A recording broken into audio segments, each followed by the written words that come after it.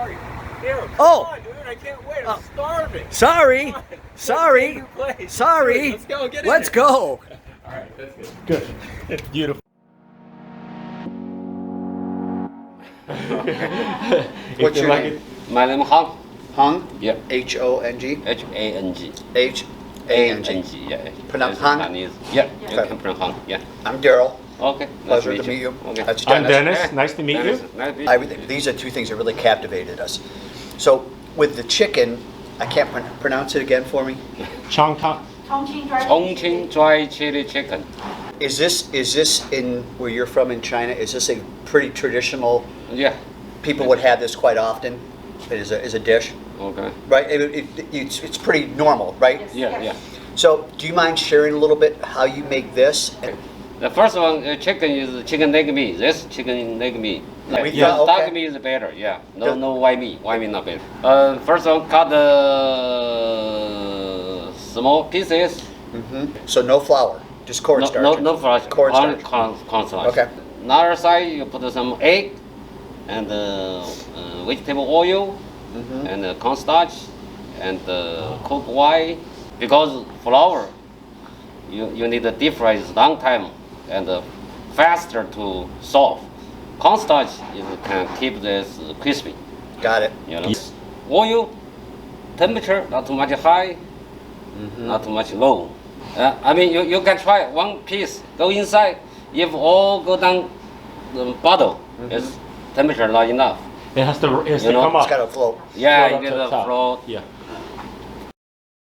All right, friends, let's get this party started with some boneless, skinless chicken thighs because Hang did mention dark meat. So, as you notice, they all come with this fat blobbiness.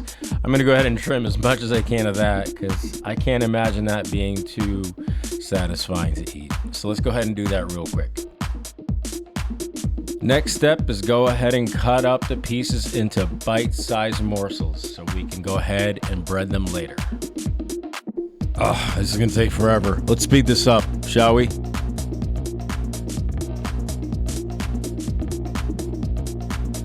Engage warp speed. Look at that. Satisfying. Beautiful. Let's go ahead and get these marinated.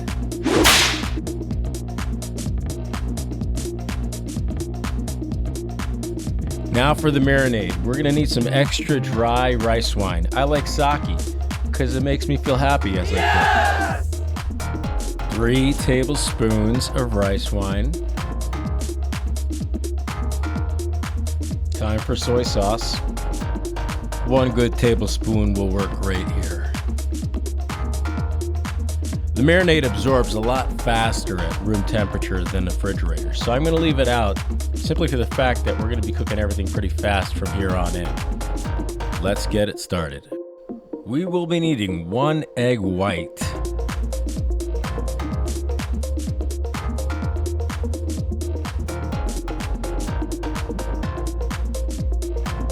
I'm going to fry this yolk up real quick. Yum. 1, 2, 3 pretty little garlic cloves all in a row. Let's smash them.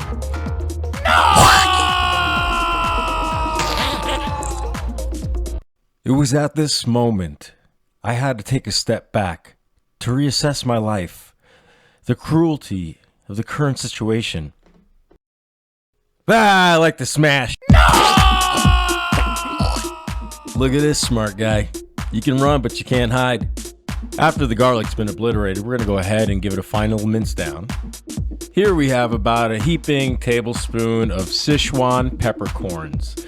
We're going to want to heat them on a pan until we start smelling a nice fragrant aroma. Then we want to start moving them around so we can get all sides nice and toasty. Fun fact, did you actually know that Szechuan peppercorns aren't actually peppercorns? They're actually flowers. These are part of a flower. Pretty cool. And if you've never had them, they produce a really cool tingly sensation on your tongue. After toasting these, I'm going to grab a mortar and pestle and grind them down to a nice powder. After about a half an hour of marinating, we're gonna go ahead and add those egg whites that we reserved to the chicken. Once we do that, we're just gonna stir it around, make sure it reaches everything. Then we're gonna get some cornstarch. I'm gonna use a 1/4 cup of cornstarch. Make sure you make a mess on the table like I did, because that's very important. And so now we're just gonna stir it around until it starts looking like a nice thick batter. That looks pretty good right there. Okay, so I'm gonna use this pot. It's got a nice heavy bottom. A nice heavy bottom is gonna keep the oil hot, even as we introduce cold chicken to the oil, which will drop the temperature slightly, but it will raise back up. I'm using a non-peanut oil, but something with still a high smoke point. I'm doing this simply for the fact that Daryl is allergic to peanuts. We're gonna use a candy thermometer to get it to about 375. If you notice that mercury is not gonna touch the bottom of the pot, because if it does, well, these jets. We're gonna put it a little halfway through and situate it. Wait till it reaches 375. Then we're gonna start adding our chicken. We don't want to overcrowd. And remember what Hong said. You want it to go to the bottom, but then start floating back up. And that's how you know you're at the right heat. So watch that thermometer, because it will drop a little bit and then it'll raise back up to 375. Stir them around. And once they get to a nice golden brown, I know you've heard that before, it's time to take them out. Remember, when you take them out, it's very important at that moment to salt them, because that's the time that the salt gets absorbed the best. So now I've dumped most of the oil that we used, and I reserved just a little bit because we're gonna go ahead and we're gonna add that garlic, but we're also gonna add some dry chilies that I found at an Asian supermarket along with it. That'll give it a nice kick. So let's go ahead and drop that into our hot oil that we've reheated. Get it all, Dennis. There you go. Thank you. And now we bring back our chicken nuggies. Let's toss them all together with all our ingredients we just sauteed in the pot. And while the oil is still hot, we're gonna add our ground Szechuan peppercorns and stir it all around. And I'm trying to recreate his Chongqing dry chili chicken. Yeah. Dry. So guys, I gotta mention, I did a little research, and most of the things under that name did not look anything like the popcorn type chicken that he serves. Mm-hmm. So this one looks a little bit darker because I try to keep it crisp in the oven until Daryl got here. But it's nice and crispy. So we're gonna give this one a shot. You saw me make it. Let's see how close I came, and I want to hear his opinion on the flavor that Hong did and how well I did. And I want to take one just to give Hong and his wife credit. Because, he's a nice guy. Very nice guy, proud about what he does and opening this up to us. Shout out to Szechuan, Range Line Road, Carmel, Indiana. You got it. All right, let's go see them. They make amazing food. Let's try it. Now, guys, don't eat these. These are just for flavor. These fried little chilies, they give it the heat. You don't eat them. Ready? Here we go. Yeah. Cheers. Get that one there. I'm gonna use my fingers. That's how I eat them at Szechuan. So, I'll be honest, my flavor is a little more bland. I think I probably could have used a little bit more something. Did you salt the water a lot? So I salted it right after I got them out of the fryer, because that's how the salt adheres the best. Mm-hmm. And then I cooked the chilies and the garlic separately, and then I kind of tossed it all together, and then I added the Szechuan peppercorns that I crushed in a mortar and pestle. Okay. And then that gives it that tingly sensation that I love. Mm-hmm. I don't know if y'all had Szechuan peppercorns before, but they leave like your tongue and your lips all tingly, and a little bit of a spice. It's a great little flavor addition. You know what I think? I think you're right. There could be a little more, and I don't know if it's the prep of the marinating. Seems to me could use a little more salt. But one thing I think that Dennis probably talked about. You keep talking. I'll get the salt. Yeah. Dennis talked about when you prepped it, when you cooked it, you want to use either chicken leg or chicken thigh meat.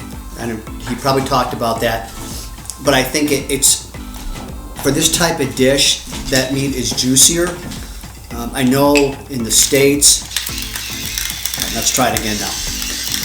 In the States, we think of chicken nuggets as being basically chicken breast or chicken tender. It's always a chicken white meat. Or better. I think in probably authentically in other parts of the world, they're probably using the thighs and the chicken legs more. Absolutely. If this was breast, it would have been ruined. It'd be so dry. But the fact that I use thighs, you know, it still maintains some moisture inside of the crust. And he stressed that. Yeah. Hong stressed that's a part of Absolutely. of the process. Again, for the exact reason you just said. I've noticed also, I feel like he used more batter. By batter, more cornstarch, definitely some egg white in there and whatever else. I would just say more cornstarch altogether. Because when I lifted that chicken, as you saw on camera, the batter was kind of coming off the chicken. I bet on his, it doesn't come off at all. And then it's stickier. And you think that's because he has more cornstarch into the batter itself that makes it adhere more? I think well, I hate to say this, but I think as a restaurant, he's trying to make the most out of his inventory. So, you know, when we've been into that one, it was almost like a hush puppy. There was quite a bit of batter. Yeah. And you could see a little piece of chicken there on the inside. Where in mine, I would say it's a good 90% chicken, just the batter on the outside of it, Yeah. just to crispen it up, almost like a fried chicken. Yeah, that's a good call out. I mean, I think that's a fair call It's out. all chicken. I think I'm definitely on the right track here. Honestly, I prefer this. I like it, you know, just because I don't want to just eat batter. His is delicious. Thank you, Hong. We owe you a debt of gratitude for letting us into your restaurant, i.e. home, because you're there probably all the time. Absolutely. I'm sure you're there from open to close. You make that place amazing. Your food is amazing.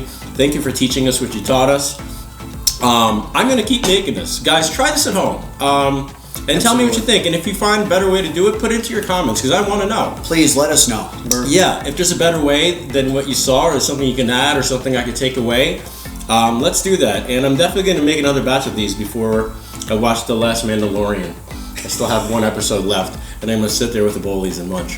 Thank you guys so much. We love y'all. Don't forget to subscribe, like us. Give us comments. Love you guys. Thank you.